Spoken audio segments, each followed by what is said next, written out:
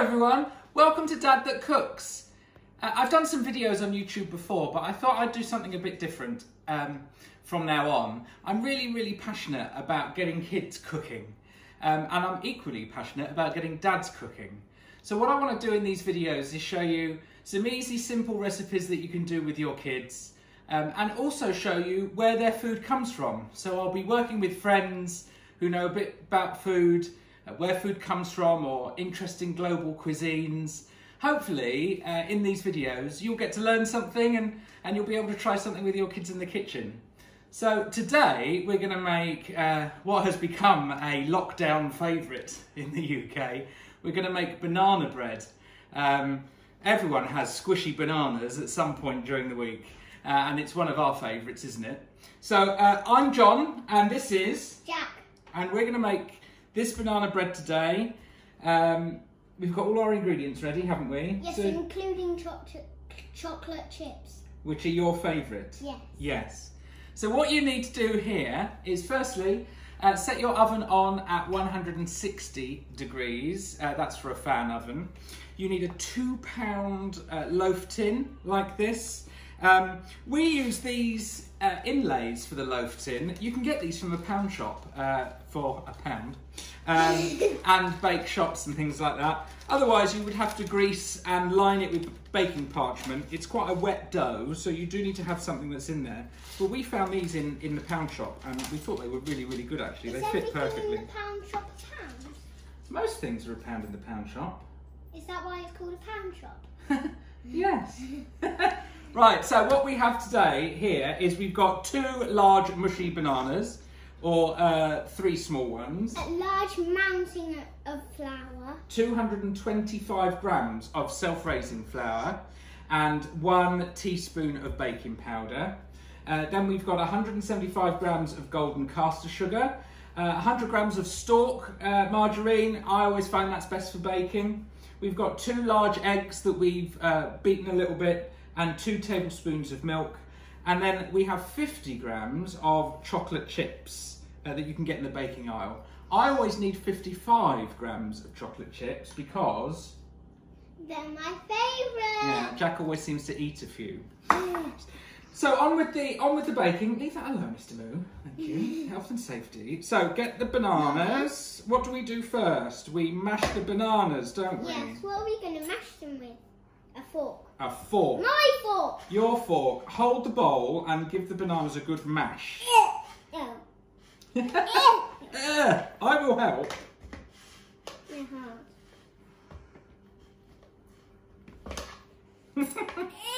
want a bigger fork. Oh, you want the bigger fork? I'll have your fork then. Yeah. So just mush the bananas. This is such an easy recipe to do. It's literally 1 bowl. And it tastes super yummy. It does taste super yummy, particularly with the chocolate Yummy chips. and simple. Yummy and simple. We like recipes that you can just throw all the mixture in a bowl, can't you? Yes. Right. And then we mix it up and then put it in the oven and then it gets baked. So that's the mushed up banana, and then basically you throw everything else How did we do it in the so bowl. quick? How did we do it so quick? Because I helped. So that's the flour, 225 grams of self-raising flour and a teaspoon of baking powder. Do you want to put the sugar in? That's 175 grams. All of it. Of sugar. There we are. Well done. Should I put the butter in? Yes. Now we might need to use the fork for the butter. Will it come out? Most of it. Oh, you mucky pup. I'm not a mucky pup. You are a mucky pup. And Cookie's even muckier than me. Oh, now Cookie's our dog, isn't he? Yeah. He's usually sniffing round when there's food on. Right, do you want to put the eggy mixture in? Oh, you didn't let me put that in. Right, it's a bit mucky and you don't want eggy everywhere.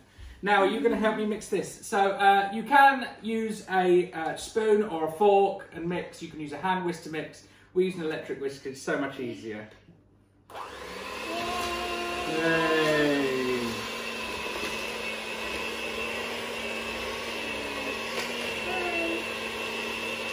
That's it.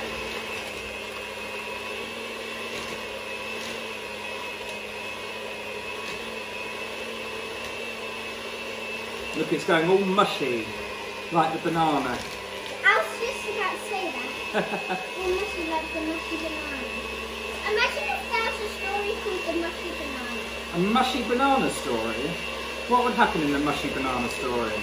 The banana has loads of fruits in, and one day he goes out for a walk, and then he gets mushed by a digger. Oh. And then people call him the mushy banana. Oh, I see. I like that story. Now, there are still 55 grams of chocolate buttons in there, and I need 50 grams. So how are we going to take away 5 grams of chocolate buttons? 1, 2, 3, 4, 5. There we are. So that's why I need extra buttons. Do you want to pour those in there? Yummy. Now, put the chocolate buttons in at the end, because you don't want them churned up by the mixer. I want to mix. Go on then, give that a good stir. Stir. Stir, stir.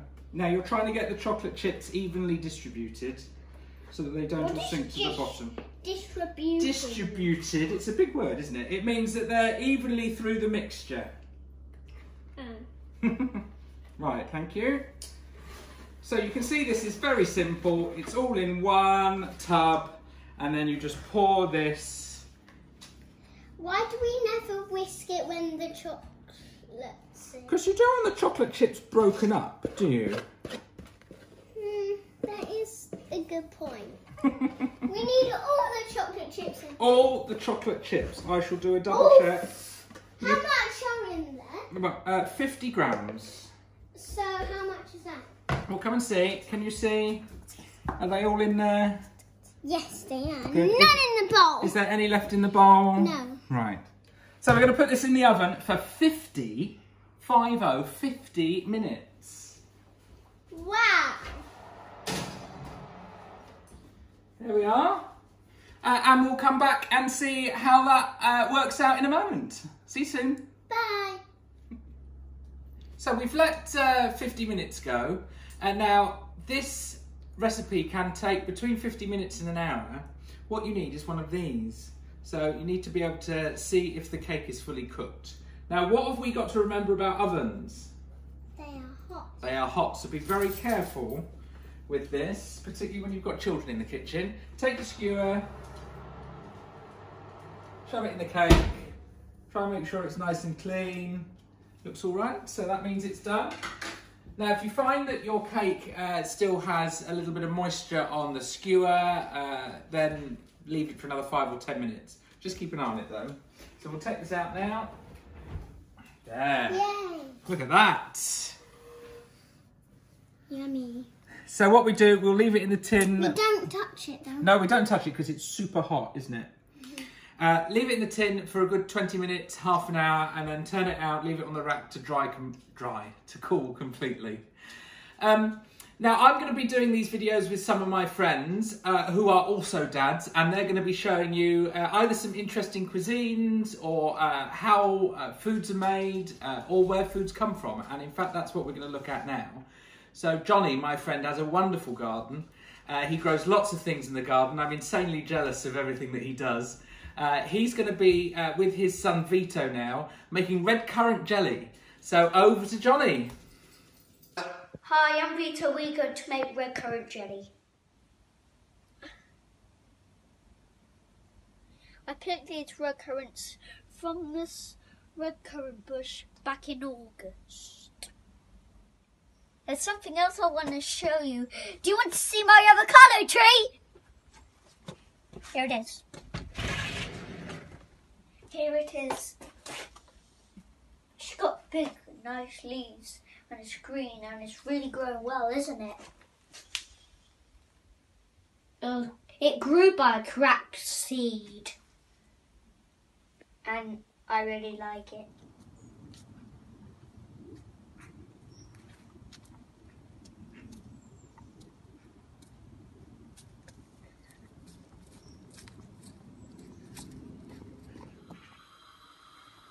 We've weighed the red currants. We put them in water, and they've cooked them overnight. And then what do we do after we've cooked the red currants overnight? We put them into something, don't we, Vito? We put them into a bowl. Let me pass you this. What we do is we pour them through. We pour them through here, then all the juice comes out and it goes into the bowl. That's right. So all the juice comes out, and then we put the juice into a pan.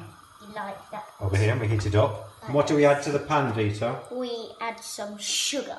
And how much sugar do we put in?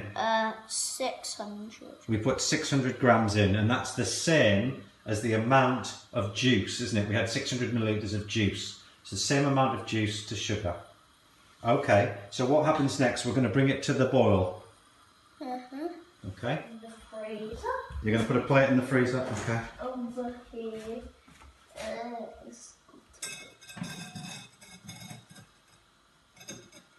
Put ice. Okay. See, ice. Now we're going to shut the freezer. I'm going to get back on my steps and start cooking. So what are you up to now? Now what I'm doing is I'm putting little pieces of mint onto the board for you, Dad. So we're going to have red currant and Mint. mint jelly. And let's have a look at the jelly. How's this coming on? I think it looks good. Just been skimming it, haven't we, with a ladle Yeah. to take off the scum off the top. Yes. It's looking nice and clear, but it needs to thicken up a bit. Okay, so it's starting to look quite clean. Vito, can you get me a plate out the freezer? And we'll do the plate test, shall we? Yeah, we're going to do the plate. Okay, if you bring that plate over. Just pop the plate onto the chopping board there for me, Vito. Just pop it on there for me. Board. So what we do is we just put a little bit, stand back a little bit, Vito, because this is red hot. We just put a little bit on the plate like this. Is it hot Okay, now? yes. And then what we do, we just let it move around a bit like this on the plate. Can I do it? Yeah, go on then. And then what we do, I want you to put your finger right down the middle of that, Vito. Go on then, put your finger right down the middle. Go on, pull it through, pull your finger through. That's it. Now what we're looking for is that you can still see your finger. If you can see your finger mark like you can there, Vito, Yeah. then that means it's started to set, which is good. Yeah, It's started to set. It's started to set, yes. Nice.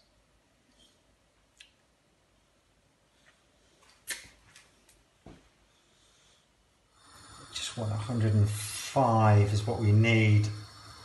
This jelly setting point. There she is, there it is, 105. Setting point. Vito, what are we doing now? I'm going to sprinkle the mint in. You're going to sprinkle some mint into the jar. These are sterilised jars. Sterilised jar. That means that we've had them in the oven. Not too much mint, I think that's probably enough, Vito. Right, just stand back a little bit because this is going to be so hot. It's scalding. It is, hot. it really is. Whoa. Do you think we've got enough for another jar? Yeah. Okay, so there's one. I think we've got enough for And let's just go and get another one now. And we'll fill that one up. What a lovely colour, Vito. I like the colour. Here's one. Could you please put me some little bits of mint in there? Yeah. Yeah, thank you. Mint. Just some little bits, that's it. Sprinkle some mint. That's it. Stand back. That's enough. There we go. I think there's room for more. I think that's enough, John. Okay, that's not quite full, but that will do. Now what we have to do now is we need to... What's that white? That's steam, Vito. Oh. We need to let them cool down now, and then when they cool down, we can seal them. Some people put wax paper on the top. Wax paper? Yeah, waxed. And that just creates a nice seal, and then you can store them for a long time. That one there, pick the little one up, Vito. That one's over a year old, and you can see how well that's stored. Really, really well. That one's more black. Yeah, it's darker, that one, isn't it? But I think they will go dark in time. Can I try a bit of it? Well, you want to show people? Right, lift that up then. I'd like to try. Lift that up. Okay. Oh, I just shut it And you up. can see that's a good set. Can you see that set? Can I try a bit? Well, you need some pate or something to have that on. You don't just eat it on its own. Why? Well, because it's an accompaniment. And I don't think I put mint in that one. We're putting mint in. I think redcurrant goes I'd really well like with to try mint. a bit with a spoon. So what are we looking for in a good jelly, Vita? We're looking for a nice chili. Like that. Mm-hmm. Nice and clean, well set. Nice and smooth. It is smooth, isn't it? Well Nice done. and wobbly. Thanks for joining us, everyone. Thanks for joining us, everyone.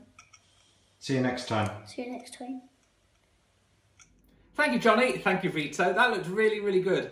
And I can't wait for next season when we'll be able to see some of the really great fruits and vegetables that you grow in your garden. That's it for this video. See you next time. Remember to like and subscribe if you can. Press those buttons below and share away. We'd love you to share this with other dads who want to learn about how to cook for their kids, and kids like Jack who want to do a bit more in the kitchen. So thanks for joining us. Bye. Are you going to say bye? Bye. Bye.